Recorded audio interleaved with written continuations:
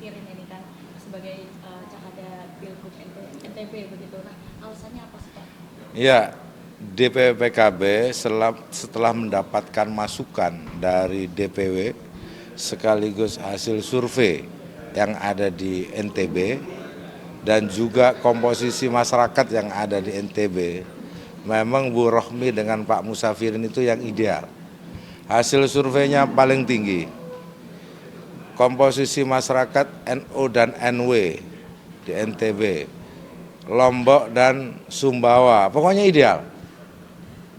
Laki-laki perempuan, ideal. Dan DPP memandang ini yang terbaik untuk NTB dan pasti insya Allah akan menang di pilkada nanti. Seberapa besar sih Pak potensi kemenangannya menurut PKB sendiri? Berdasarkan laporan kemungkinan di NTB akan ada 3 poros.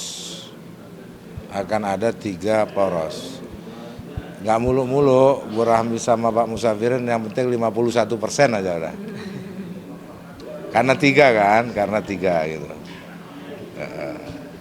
Kalau untuk NTT sendiri bagaimana? Kalau untuk NTT Pak Petrus Kamlasi dan Pak Andi Garu. Dua-duanya sama dengan NTB. Kalau Pak Kamlasi dari tentara, Pak Andi Garu dari sipil. Ya, kalau NTB kan pesantren ya, dari pesantren. NTB juga petahana wakil gubernur, lebih yakin lah itu. Kalau yang NTT bukan petahana tapi dari militer. Dan untuk NTT cocok karena NTT itu daerah kepulauan butuh yang agak tangguh. Ada pulau-pulau kecil. Saya pikir patut diuji, dicoba di NTT itu gubernurnya dari tentara. Itu kira-kira gitu. Isu terkini. Nah, ini tadi menyampaikan baru aja tadi di DPR kemungkinan untuk mungkin bisa saja batal untuk mendukung Mas Anies karena ini nanti ada KIM plus DKI bisa saja barengan untuk koalisi di nasional juga. Nah, ini sebenarnya siapa ini Gus? Udah ada calon-calon yang kayaknya kira-kira PKB selain Pak Anies apa emang? Yang diobrolin sama teman-teman Kim ya Gus? Enggak, tadi saya ditanya wartawan, ada wacana Kim plus Koalisi Indonesia Maju plusnya plus dua-duanya atau satu. Kalau plus dua-duanya maka akan ada 1 poros saja di DKI. Kotak kosong berarti Gus? Ya begitu kalau memang semuanya kompak ingin bersama ya kotak kosong di DKI. Tapi artinya maksudnya Kim Plus ini kalau misalnya bisa gabung jadi satu tetap yang ingin diusung Mas Anies atau ada tokoh lain sebenarnya? Saya belum tahu opsinya siapa. Nanti tetapi bahwa gagasan kebersamaan, kolaborasi dengan istilah Kim Plus bagi PKB silahkan saja. Berarti PKB setuju, bisa dibilang setuju dengan gagasan. Mempertimbangkan belum setuju. Kita pertimbangkan sebagai bagian agar di DKI ini tidak banyak gejolak. Pertimbangannya gejolak ya? Kebersamaan, gitu. Eksesnya kan gejolak. Kalau kita sudah bersama-sama nggak ada gejolak. Tapi kalau centang perenang, apalagi ada 3 poros, misalkan, ya pasti ada akses. Apalagi ada 2 poros, lebih punya akses. Itu kan sudah pernah terjadi di DKI gitu maksudnya. Terus sebenarnya ini kan kayaknya kemarin komunikasi waktu Harlah itu kan sama Pak Dasko cukup kenceng ini katanya ini. Ini sebenarnya sampai hari ini obrolan-obrolan soal terutama pilkada DKI itu dengan Pak Dasko gitu antara PKB dengan Pak Dasko itu berjalan nggak sih Gus? Kalau saya secara pribadi saya nggak begitu tahu ya. Tapi yang jelas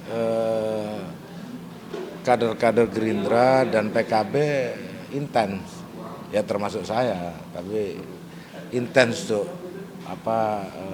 komunikasi dan komunikasi untuk membangun Indonesia masa depan yang lebih baik. Ya menyambung Indonesia ini. Ini sebelah kayaknya mau bikin itu tim 5 itu tuh nanti kalau misalnya memang seolah-olah mendirikan PKB versi sana itu gimana itu Gus? Mungkin nggak itu DPR? Makanya menentukan? itu yang kita hindari.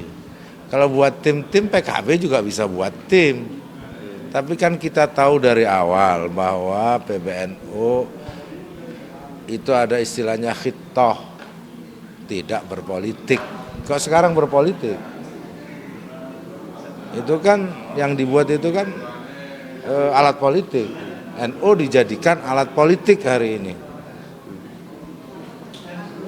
oleh dua orang mungkin, orang per orang, bukan NU secara nasional.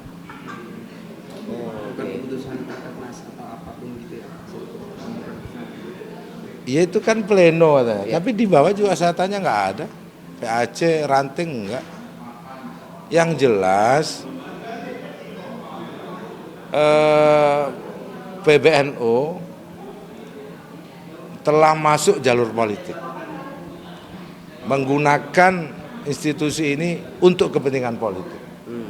Kalau tadi Gus Hasil mengatakan bahwa kemungkinan hanya ada 2 orang, kalau kita lihat ini sebenarnya kan konfliknya kan dimulai dari ketika DPR melakukan pansus soal haji, dan kemudian Gus Yahya mengatakan bahwa karena ini adik saya itu kemudian seolah-olah disasar gitu. Artinya ini apa, kayak seolah-olah PBNU masuk ke ranah pribadi, politik yang urusannya pribadi. Makanya ini masuk ke ranah politik yang tidak seharusnya. Satu, partai politik ikut campur. Keputusan DPR dianggap urusan pribadi. Nah, yang begitu itu namanya mempolitisir NU. Gitu. Jadi kalau diterus-teruskan, kisruhan itu kan dibuat oleh PBNU bukan oleh PKB. Makanya jangan inilah jalur, kita ada di jalur masing-masing aja. Dulu inginnya begitu, ngomong di depan semuanya PBNU tidak akan berpolitik. Hari ini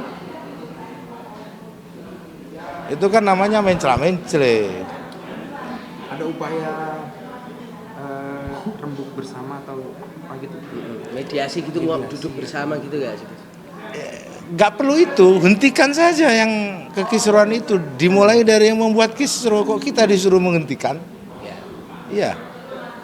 Sini kemarin kan PBNU mengutus Anwar Iskandar sama Amin Said buat nyelesain masalah inilah. Itu udah ke PKB belum? Maksudnya komunikasi dengan jajaran PKB gitu? Itulah produk politik yang dibuat oleh PBNU, artinya berpolitik. Kalau sudah berpolitik, dia keluar jalur hitoh, untuk apa diurusi?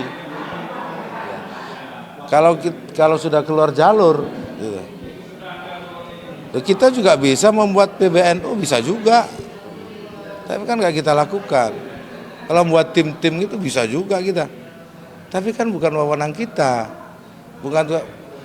Gini maksud saya, sudahlah kita lihat jamaah kita, anggota NU dan PKB yang asik di bawah, jangan diajak kisruh. Giliran kisruh PKB yang dituntut untuk memadamkan apinya dari situ. Padamkan aja, kalau sudah selesai itu PBNU umumkan bahwa tidak ada lagi pansus pengambil alihan PKB, selesai sudah. Selesai ditutup ya. Iya kan?